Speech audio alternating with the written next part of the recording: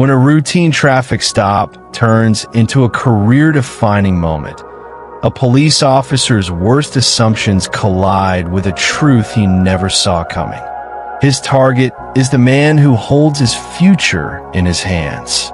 The sun was starting its descent over the streets of Sacramento, painting the sky with streaks of gold and amber. Eric Porter was on his way home after a long day at the office. His sedan hummed softly as he adjusted the air conditioning, eager to shake off the day's stress. The radio played faintly in the background, a soothing antidote to the bustling city streets. He approached a yellow light, slowing down just as it turned red. That's when the blue and red lights erupted behind him, accompanied by the sharp blare of a police siren. Eric glanced in his rearview mirror, his brows furrowing slightly.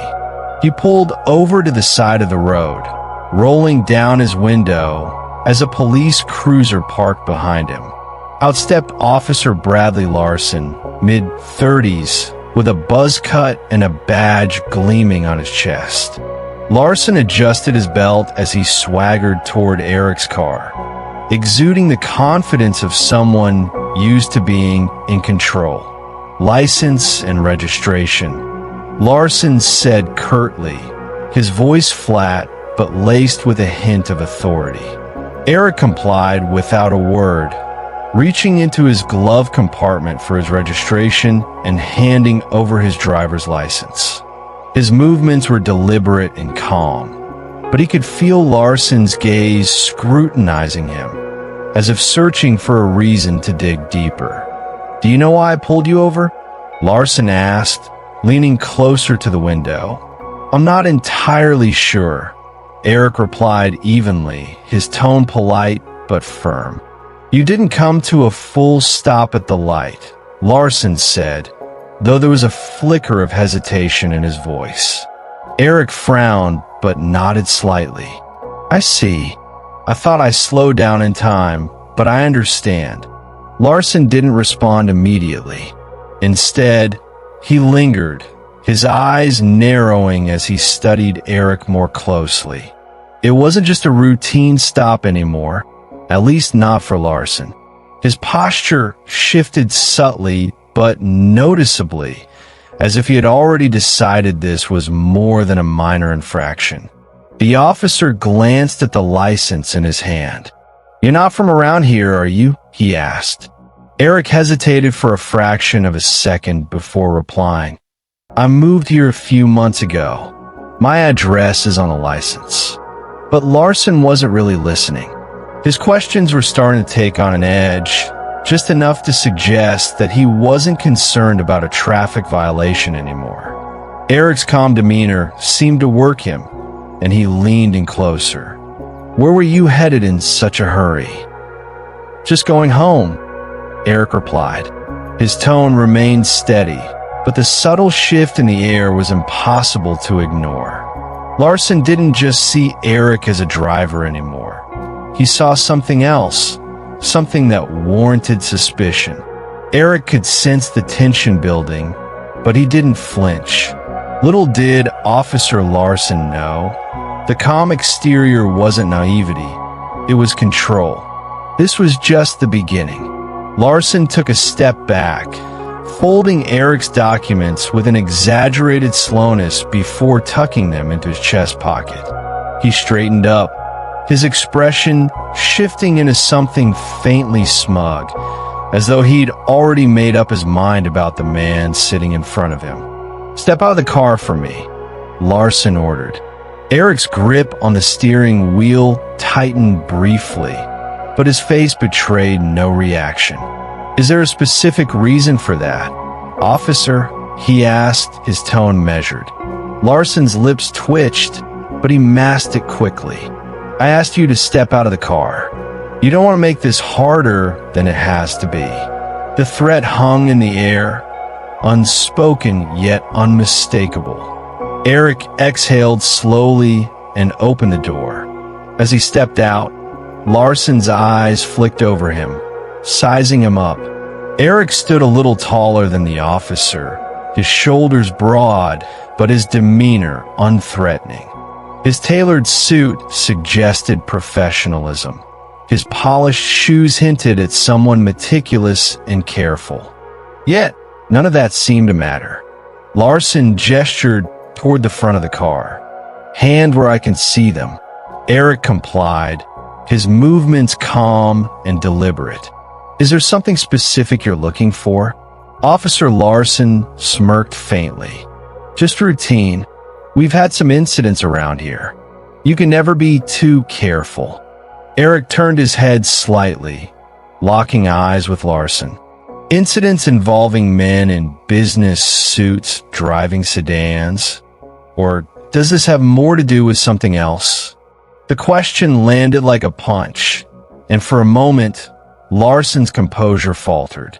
He straightened up, his hand drifting toward his belt, more reflex than necessity. "Watch your tone," he said, his voice hardening. "I'm simply asking a question," Eric replied. There was no defiance in his voice, just a quiet firmness that seemed to unsettle the officer. Larson leaned closer, his eyes narrowing. "You seem awfully familiar with how this works. You got something to hide?" Eric let the silence stretch for a beat before answering. "No, officer. I just believe in being clear about the reasons for an interaction like this. Transparency, you know." Larson scoffed, but didn't reply. He stepped back, pacing a small circle in front of the car. The dynamic was shifting in ways he couldn't quite grasp. Eric wasn't reacting the way most people would. There was no fear, no stammering, no nervous fidgeting. Instead, there was control, poise, and an unsettling calm that put Larson on edge. "You seem pretty confident," Larson muttered, almost to himself, "like you think you know what's going to happen next." Eric didn't rise to the bait. Instead, he tilted his head slightly. "Confidence isn't the issue here, officer. Respect is." Larson froze for half a second before turning back to face him. The smoke was gone now, replaced by something sharper, almost defensive. He opened his mouth to reply, but the words didn't come out. Eric's composure was throwing him off balance, and he didn't like it. As the silence stretched, the tension between them felt electric, and Larson was starting to realize this wasn't going to play out the way he'd expected. But instead of backing down, he doubled down. The real test was about to begin. Larson tapped his fingers against the holster on his belt, his frustration barely concealed. He wasn't used to being challenged, especially not by someone who looked like Eric. His gaze flicked back to the sedan, as though searching for a justification he hadn't yet manufactured. "Turn around and place your hands on the hood," Larson said, his voice clipped. "I need to check for weapons." Eric raised an eyebrow. "Weapons?" he repeated, his tone incredulous but still measured. "Do I look like someone who's carrying a weapon?" Larson's jaw tightened, and for a moment, his composure cracked. "I'm not going to ask you again." Eric hesitated, a flicker of something unreadable passing across his face. Then, without a word, he turned and placed his palms flat against the hood of his car. Larson approached, the crunch of his boots on the asphalt breaking the uneasy silence. The officer patted Eric down in quick, rough movements, his hands lingering a little longer than necessary. It wasn't just a search. It was an attempt to assert dominance, to provoke a reaction. But Eric didn't flinch, didn't stiffen, didn't so much as shift under the invasive scrutiny. "You're clean," Larson muttered, stepping back. The admission sounded begrudging, like he was irritated that he hadn't found anything to justify his suspicion. Eric turned to face him, his expression calm, but his eyes sharp. "Of course I am," he said simply. "Now, officer, if you're done." "I'm not done," Larson interrupted, his voice rising slightly. The words tumbled out too quickly, betraying his need to stay in control. "You seem to know a lot about what I can and can't do. Care to explain why?" Eric folded his arms, his posture relaxed despite the tension crackling between them. "I've had my fair share of interactions with law enforcement," he said. "Let's just say I've learned a lot over the years." Larson's eyes narrowed. "So, you a lawyer or something?" Eric smiled faintly. "Or something." The ambiguity in his answer seemed to irritate Larson further. He stepped closer, invading Eric's personal space, his voice dropping to a near growl. "Listen, you think you're smarter than me? Think you can talk your way out of this?" Eric met his gaze evenly, unflinching. "I don't think anything, officer. I just believe in fairness, and so far, I'm not seeing much of it here." The words hung in the air like a challenge, and Larson took the bait. "Fairness? You think fairness is what this is about? People like you always," he stopped, himself abruptly, the words lingering like smoke even though they hadn't fully escaped. Eric's expression didn't change, but something about his posture shifted, a subtle but unmistakable signal that he'd caught exactly what Larson had left unsaid. "People like me?" Eric repeated, his voice soft but charged with meaning. Larson bristled, stepping back as if realizing he'd just crossed a line he couldn't uncross. "You know what I mean," he muttered, though his tone lacked the conviction it had moments earlier. "I think I do," Eric replied quietly. His calmness wasn't passive anymore. It was razor sharp, cutting through the pretense like a blade. "And I think we both know this interaction stopped being about a traffic violation a long time ago." Larson opened his mouth to respond, but the words didn't come. For the first time, he looked uncertain, like he wasn't entirely sure how to proceed. The balance of power was shifting, and for the first time, Larson was on shaky ground. But the moment of reckoning was still to come. It would be one he'd never forget. Eric's voice broke the heavy silence, steady and unyielding. "Officer, I think it's time you know who I am." Larson's brows knitted, his irritation resurfacing. "I don't care who you are," he shot back, though the faint crack in his tone suggested otherwise.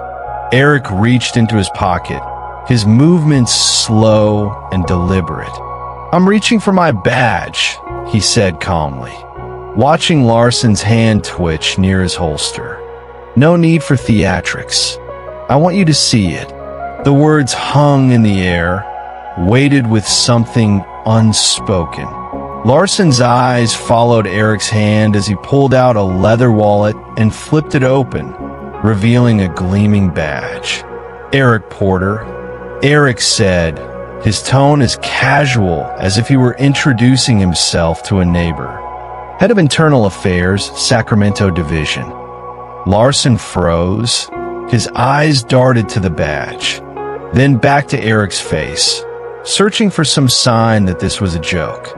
But there was no humor in Eric's expression, only quiet authority and a hint of disappointment. "Internal Affairs," Larson repeated, his voice cracking slightly. Yes," Eric interrupted, saving him the trouble of finishing the thought. "I oversee officer conduct. My job is to ensure that the people wearing this badge uphold the integrity and values it's meant to represent." Larson's face paled, his confident demeanor unraveling in real time. He took a small step back, his hand falling away from his belt, as though the weight of his own authority had suddenly become too heavy. Eric took a step forward, closing the gap Larson had instinctively created. "Do you know what the most troubling part of this interaction has been, Officer Larson?" he asked, his voice calm but piercing. Larson didn't answer. He looked like a man who had just realized he'd walked in a quicksand and had no idea how to escape. "It's not the profiling," Eric continued, "though that's bad enough. It's not the baseless escalation either. It's the fact that you've done all of this without even realizing who you were talking to. You assumed that I wouldn't know my rights, that I wouldn't understand the laws you're sworn to uphold. And what?" Larson opened his mouth, but no words came. Eric's gaze bore into him, unrelenting. "Because I didn't fit your idea of someone deserving respect," Eric finished for him. His words weren't angry, but they carried the weight of an indictment. "And that's not just a problem for me, officer. That's a problem for everyone you encounter in this uniform." Larson's shoulders sagged slightly, the full weight of Eric's words landing squarely on him. He glanced down at the badge in Eric's hand again, as if it might somehow disappear if he didn't look too closely. Eric stepped back, giving Larson a moment to breathe, but his voice didn't lose its edge. "Here's what's going to happen," he said.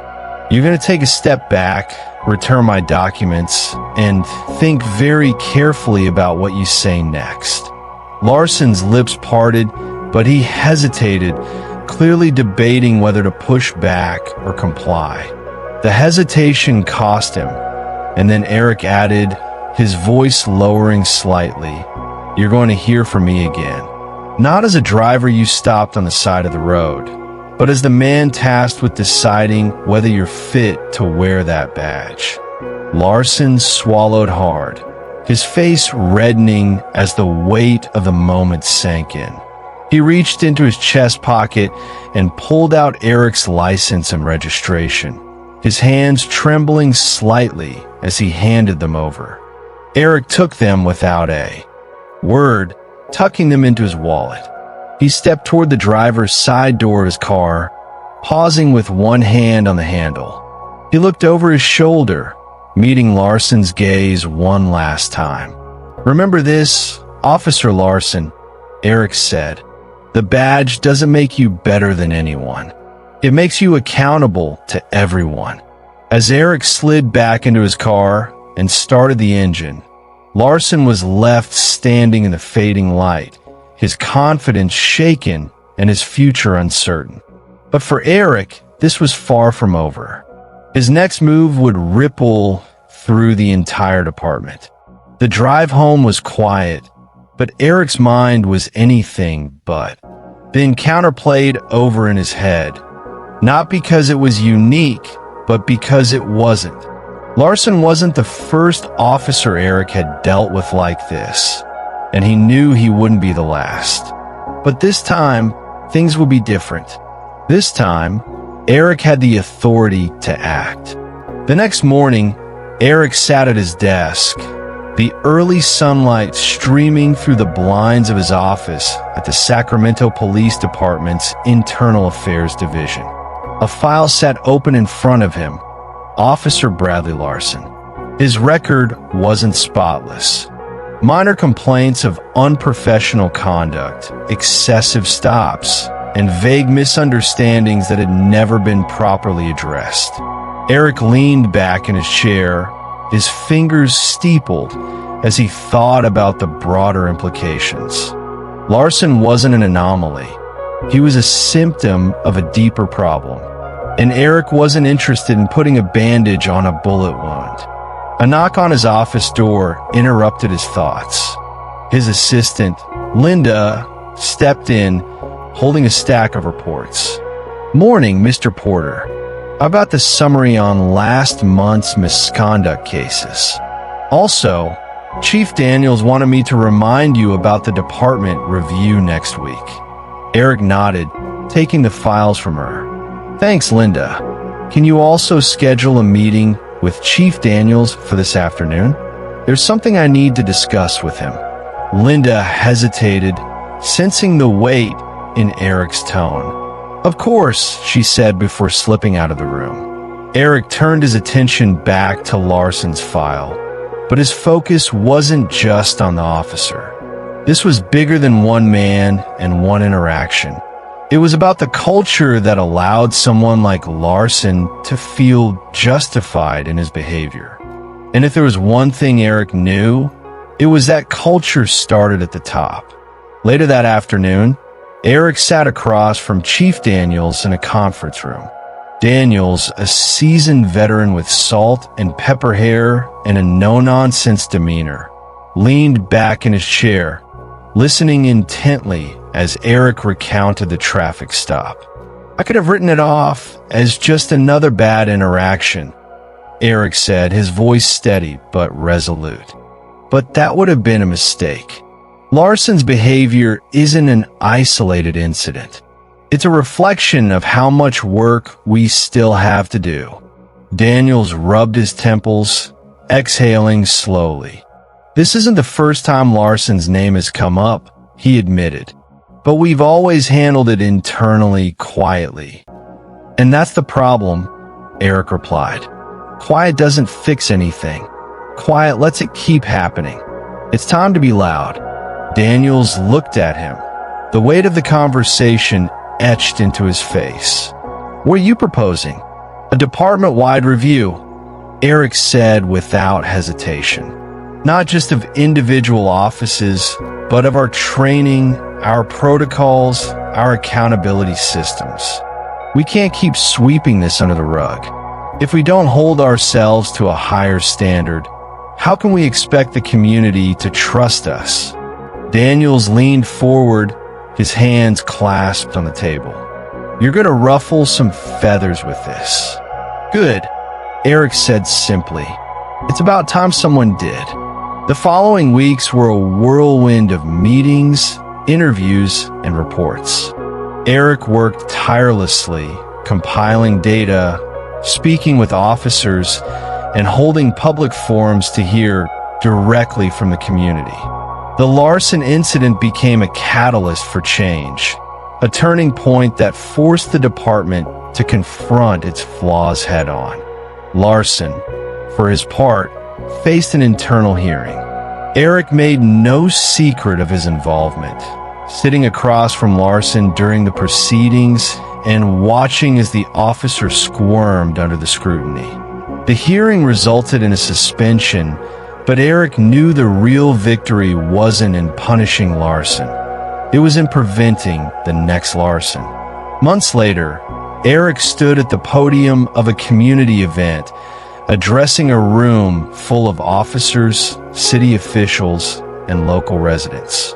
He spoke not of blame, but of responsibility, of the shared duty to create a system that worked for everyone. His words weren't just a call for accountability. They were a promise of change. "Justice isn't just about catching the bad guys," Eric said, his voice resonating through the hall. "It's about making sure the people sworn to protect and serve do. So with integrity, fairness, and respect for everyone they encounter. That's the badge I believe in, and that's the badge we're building here together." The applause was thunderous, but Eric didn't linger on it. For him, this wasn't the end of the story. It was the beginning of a better one. As Eric stepped down from the podium, he glanced at the faces in the crowd. Some skeptical, some hopeful, but all listening. He knew change wouldn't come overnight, but it would come. And for now, that was enough. If this story resonated with you, share it with someone who needs to hear it. Let's start the conversations that matter, the ones that lead to change. Subscribe to our channel for more stories like this. Stories that challenge us, inspire us, and remind us of what we're capable of when we stand for what's right.